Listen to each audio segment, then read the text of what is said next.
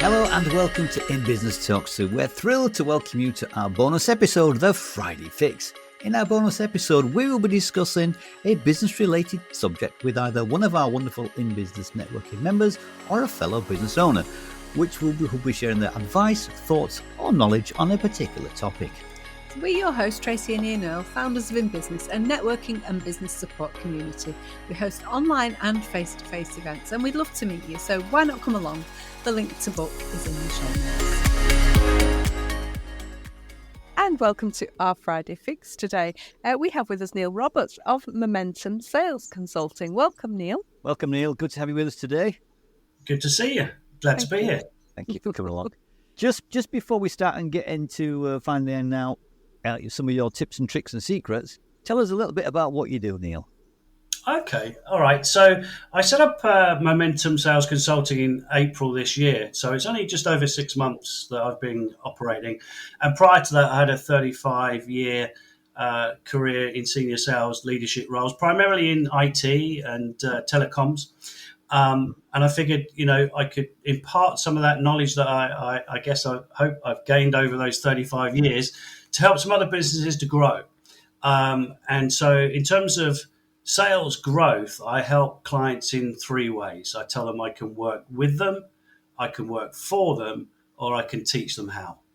So working with them is offering advisory, consultancy, strategy services. So helping them to align the sales strategy with the overall business strategy, helping them shape their sales organization if they have one, or if indeed they want to grow to the point where they're into recruiting people. I can help them with that process.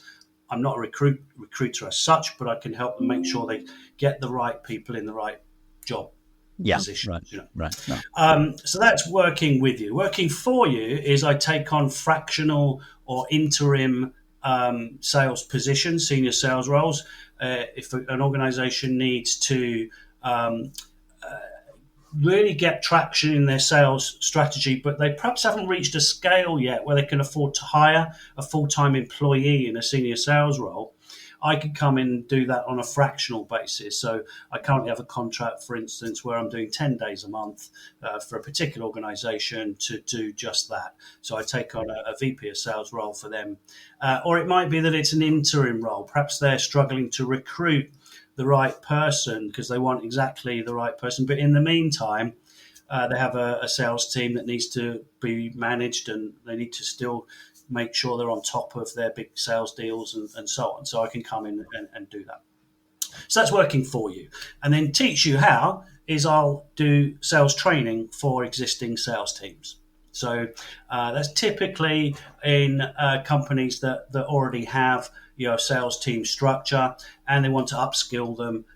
Whether they are seasoned sales professionals that just need that refresher or to think of some new ways to just put a new twist on some of the old skills that they've got, or if they might be brand new into sales. Maybe they've come in from project management or a technical role and they're new into sales, and I can help them to get on board with that. Right. So You've got good.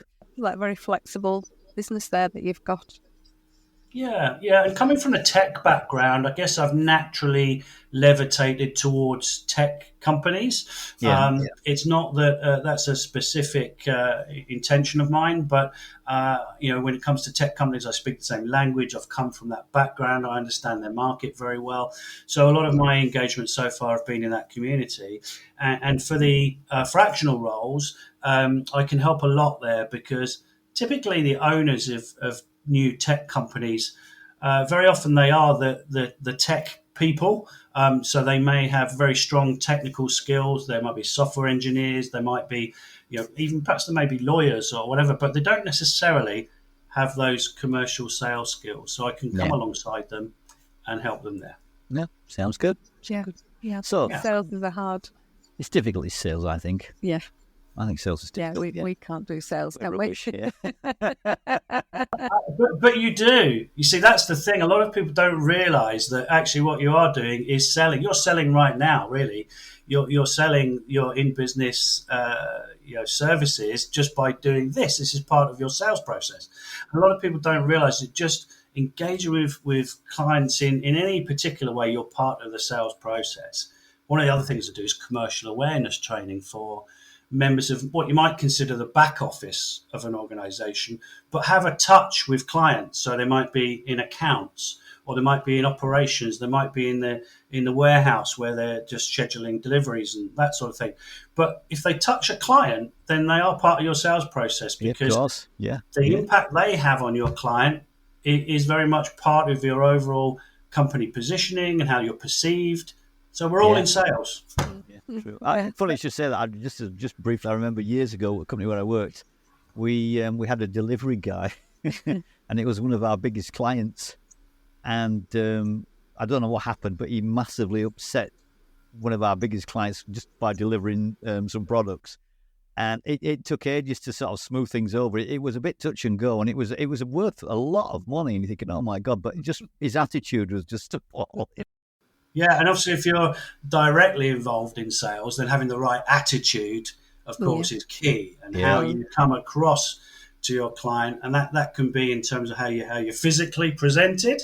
Yeah, you don't want to go in looking shabby and like you've just maybe either just come off the beach, or you've just come out of the workshop or whatever. You want to be presented in a professional manner, but you also want to speak in a way that gives a sense of confidence and professional status. So your tonality is important, because it's different going into to meet a client and saying hello, as opposed to saying hello, how are you? Nice to see you. What are some of the biggest challenges that you think salespeople face, especially today, maybe?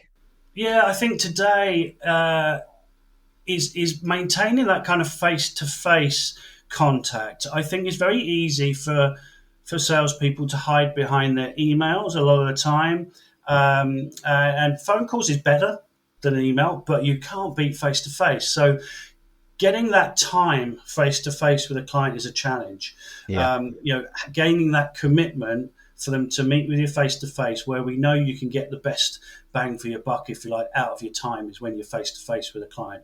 I really, truly still believe that. So that's a big challenge. But if you are leading up to that, through email exchanges, through LinkedIn exchanges, then, ghosting is a real problem, where, you're exchanging emails, seems to be going all very well, and then silence. And you wonder why. What's going on? Is he's not interested anymore? Is he, has he left the company? What is it? So there has to be an amount of persistence there, especially if you truly believe that client needs what you have.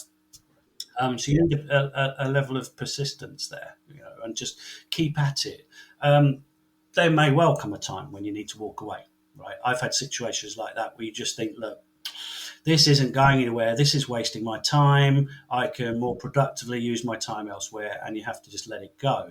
And that's hard as a salesperson at times, to admit you need to just let an opportunity go. But if it's not really an opportunity, then you have to, you have to bite the bullet and back out. Exactly. Yeah. There's never too far away from me is one of these. Do you know what that is? No. It's a Weeble. Yeah. Weebles wobble, but they don't fall down. You got it, right? Weebles wobble, but they don't fall down. And that, we get knocked down, but we have to get back up again, right? and it's a bit of a metaphor for not only where things have gone in my business, but also in life in general. I think, we have to be resilient as salespeople, and have a sense of fortitude about ourselves, that, we're not going to get knocked down and stay down. We have to come back up fighting again. Yeah. Do you have to have a thick skin to be a true salesperson? I think so. I think so. I think you do. However, what I talk a lot about these days is empathic selling. So although you have to maybe have that thick skin, you also have to be able to empathize with your client very much, and see things from their perspective, understand their situation, find out why they've got the views they have, what's behind it, and really empathize with them. And I think the training that was given to salespeople when I was trained, probably over 30 years ago now, a lot of it isn't really relevant to today. It was very structured, process-driven, follow a methodology, and also, focus on closing with closing Yeah. techniques to be Yes, used. it was. Yeah. And often those closing techniques these days, I don't think are so relevant anymore. If you have an empathic approach to your sales conversation, it will naturally lead you to a position where they'll want to buy. You're helping them to buy rather than trying to sell to them. And that's the way I look at it. Yeah, it's not like the old-fashioned car salesman anymore, is it? No, and They even came on a in bit full, didn't they?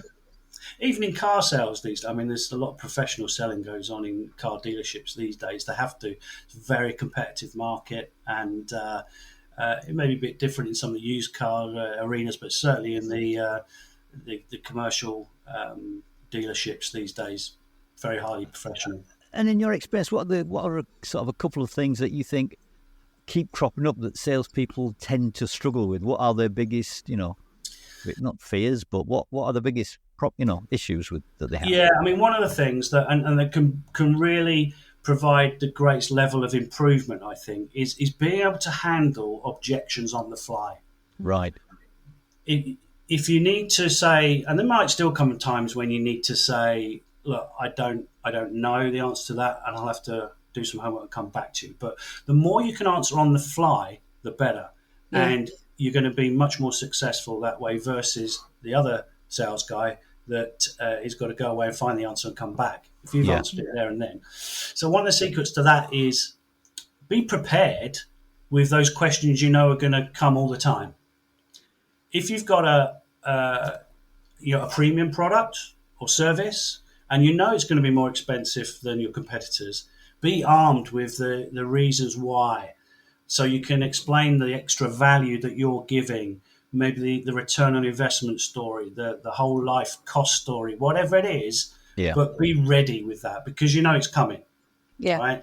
It might be that, your product takes longer to deliver because it's handmade in your factory by, highly skilled workers rather than factory produced somewhere else where it's got to be shipped in. So, but be ready that I think with those common objections. But I think you can often diffuse a lot of objections as well by just, acknowledging them. First of all, you acknowledge it and be empathetic towards it. So understand a bit more why that objection exists, and you use it as an opportunity to find out more about your client's situation by asking more questions. So, okay, that's interesting. Interesting you say that. What is it that's causing you to think that? Have you had a bad experience that's made you think that way? Or is there something within your business that's causing you to be concerned about that? And use it as an opportunity just to find out some more. And just simply sometimes by talking it through, the objection can actually go away. And often kindness kills objections. If you're just kind and nice through the whole process and not... they can't get angry with you, can they? Then they may not be so inclined to throw objections at you in the first place. So there's a few things there. What are some of the most common objections you've come across?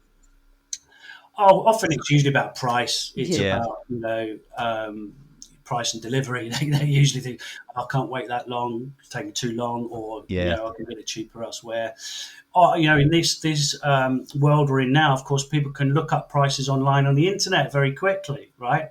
If it's a product, they can do a quick comparison on Google, find other products, what they cost. And often I will throw some fear, uncertainty and doubt in there because often prices that you find online, they might be good, but they might be products that are the end of life and they're just trying to get shot of them quickly because they need them out of the way, so they'll do a bit of a fire sale and sell them quickly. Can you guarantee the longevity of supply? That might be a price today, but can you maintain that price for the next 18 months that you need continuity for, and so on? So start throwing in a bit of fear, uncertainty and doubt about that pricing sometimes. Or you may just need to rework your pricing. You might, and that doesn't necessarily mean that you're going to lose margin, doesn't necessarily mean you're going to lose revenue. You might need to restructure your proposal in a different way that just becomes more palatable to your client without you actually losing any money. Yeah. Good. What you sort of like? I'm going to put you on the spot here. I'm sorry about this, Neil. Yeah, that's What right. are your perhaps 3 top tips for selling? Do you have a mantra? Do you have three secret skills that are useful, or what is it? What is it? I would say go in with a very positive attitude. By the way, you'll see me do this a lot, right? And do you know what that's doing when you meet someone for the first time? It's a very sort of primal thing where we have in the bottom of our brain here a thing called an amygdala. Yeah. And that controls that fight or flight mechanism that we have. Primates have it, we have it. And what that's saying is, I'm not carrying a rock I'm going to crush you with, or I'm not carrying a dagger I'm going to stab you with. I'm a friend, right? And you're unarmed. Yeah, exactly. So when you meet someone, yes, I come when you do that, immediately they feel sort of warm towards you, right? Because it's really, in your primal part of your brain there, it says, okay, he's a friend. So just, be nice, be calm, and professional. So your body language is important then, isn't it? Body language is very important, and tone of voice as well is very important to make that good first impression. So if we want to summarize all that, give a good first impression. Yeah. Then it's ask lots of questions and open questions. That training that I've done from 35 years, it hasn't changed. Ask open questions, not closed questions. So try and frame questions that aren't yes, no answers. So what, how, when, why. And because it gets them talking more, you'll find out more from the client that is useful to you. And then I think, just be kind. Be kind through the whole process. Be empathetic towards them, understanding what they say. And then when you've asking the right questions, you're finding the right things you need to know that you can then position your product solution with. If you do that all in a very empathic way, it's going to lead to a sale. Right. Yeah, nobody likes the aggressive salesman, do they? No, people don't buy from them anymore, do they? You get put off straight away, isn't it? I mean, it's when you go. I don't think it's the same as it used to be. When you used to go into somewhere like an electrical shop, when you're looking at TVs, and somebody comes straight up to you and say, "Oh," and you think, "Oh no, leave me alone. I'm just looking," and immediately it puts you off, doesn't it? You want to think, "Oh, just get me out of it. I was looking. I was all right. For what help I'd have asked." And I suppose a modern equivalent to that is when we add people on LinkedIn. We might send a request to add somebody on LinkedIn. And if we then immediately follow up with a direct message saying, "Oh, no, glad you connected. I've got to offer you this service, this product. Can we have a chat? Can we have a call?" You're immediately sort of put off, aren't you? Right? Yeah. And it's the same. I think that's a sort of modern day equivalent to that. Yeah. Try and build up some rapport and a kind of relationship through liking their comments, liking their posts, commenting on their posts. So they start to get to know you and that you're in their world, if you like. And then at a later date, then you can make a gentle approach. Yeah.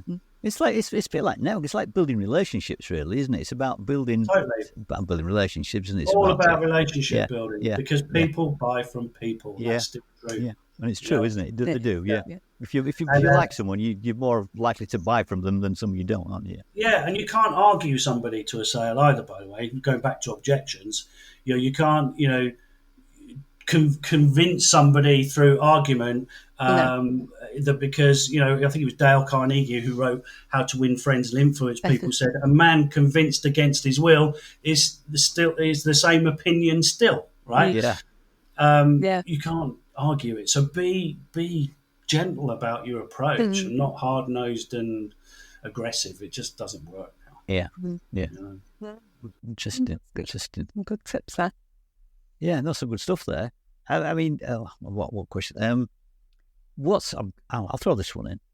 What's the sort of, and you don't obviously have to name names, obviously. What's the biggest sort of sales issue you've ever had that you've had to resolve when you think that went okay, or that was a nightmare? Can you bring anything to mind where you think it went really well or it went really badly? Doesn't matter if you can. That's the thing. I mean, there's been some really good big wins in my career. I used to sell a lot to the big global technology companies, so the likes of Amazon, Google, Facebook, as they were, Meta now. and Microsoft. And I think some of the most satisfying wins have come from those guys, especially when I've been dealing with people from those companies in Europe, when a lot of their decision making has been done in the US, but I've got their people over here to really start to question what they're doing and think that there's a better way that I'm suggesting to them, and they take it on board and then take it back to the US.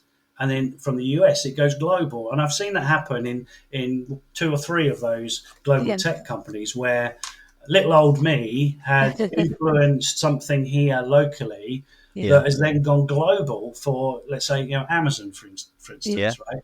And that has been probably one of the most satisfying things when I've seen that happen, that just something that I've done here locally has had that global impact. So that's maybe an example of something that went really well. Yeah. Sounds good. And if somebody does want to get in touch with you, Neil, and find out more about what you do, or get help in some way, one of the 3 things you suggested, what might that be? What's the best way?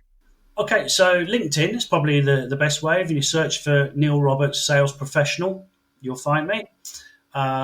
Or under Momentum Sales Consulting, there's a company page there as well. And momentumsalesconsulting.com is the website. But I've probably enjoyed coming to your networking events, I might say. Oh, thank you. So I think I've been to all 3 of the face-to-face venues now. Do you have a preference? Well, look, I'm from York, right? So, I'm from York. I live near York. Obviously, my accent suggests I'm not from York. But that's my nearest venue, shall we say? So, and I love the Grand as a venue. I thought that was it's amazing, isn't it? Yeah, we like that one. Lovely place. Yeah. So I may just say that as my favourite, I suppose. Yeah. Always good to see you at our events. Yeah. And thank you for your time today. We appreciate it, don't we? You're welcome. It's been great. I've thoroughly enjoyed it. Sharing a few tips with us. Thank you very much. Thank you. All right. Well, you take care, Neil, and we'll hopefully see you again soon. All the best. See you soon, Neil. Bye. Take care. All the best. Bye-bye. Bye-bye. See you. Bye. We're almost at the end of this week's show, and just as a reminder before we go, don't forget to book your place at one of our online networking events where you can meet some great business owners and build those business relationships. If you're in the Leeds, York or Harrogate area, then why not come along to one of our face-to-face events to meet us? The best business comes from the best relationships. The link is in the show notes. Do you wish you could network with more confidence? We understand the challenges that you face, whether you're new to networking or simply looking to improve your skills. Our Networking Know-How course will take you through the process and provide you with practical tips and techniques to help you make more meaningful connections. We'd also like to mention our books, which are available on Amazon.